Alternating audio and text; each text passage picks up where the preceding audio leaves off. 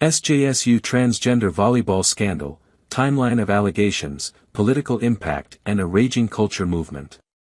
A hidden secret between college volleyball teammates exploded into a national controversy with election ramifications this year. The San Jose State volleyball team is set to compete in one of the most unprecedented college tournaments in women's sports history this week.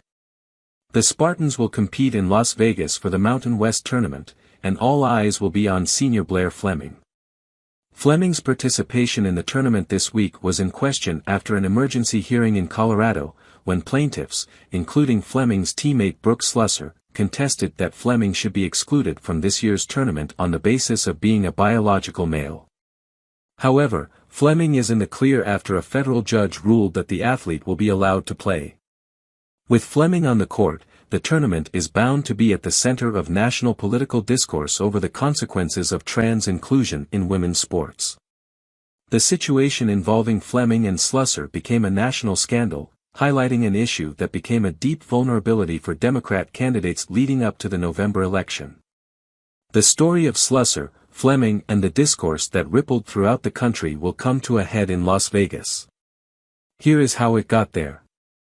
On January 20, 2021, just hours after President Biden assumed office, he issued an executive order on preventing and combating discrimination on the basis of gender identity or sexual orientation. This order included a section that read, "Children should be able to learn without worrying about whether they will be denied access to the restroom, the locker room, or school sports." It was just the first in many steps taken by the Biden administration and Democrat lawmakers at the congressional and state level that enabled a sudden wave of trans athletes to compete as girls and women in the U.S. during the current president's term. It set a clear precedent for Biden's entire party on what the baseline stance on trans inclusion in girls' and women's sports would be. Fleming came to the Bay Area as a transfer ahead of the 2022 season.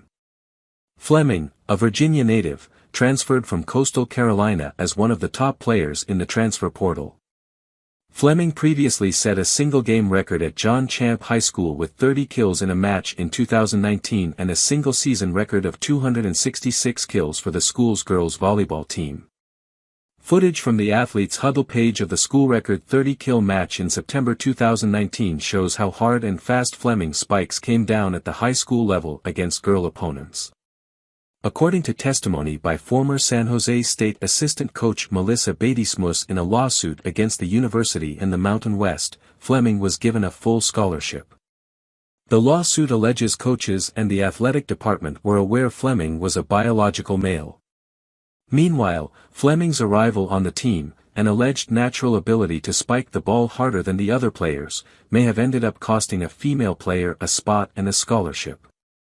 Former San Jose State volleyball player Alyssa Sugai, who is part of the lawsuit and joined the team as a walk-on in 2021, alleges she declined offers to transfer to another school to stay at San Jose State for the 2022 season and potentially earn a scholarship.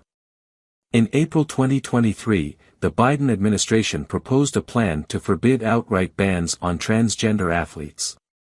The outline of the plan outraged conservatives who labeled it as a ploy to enable trans inclusion in women's sports.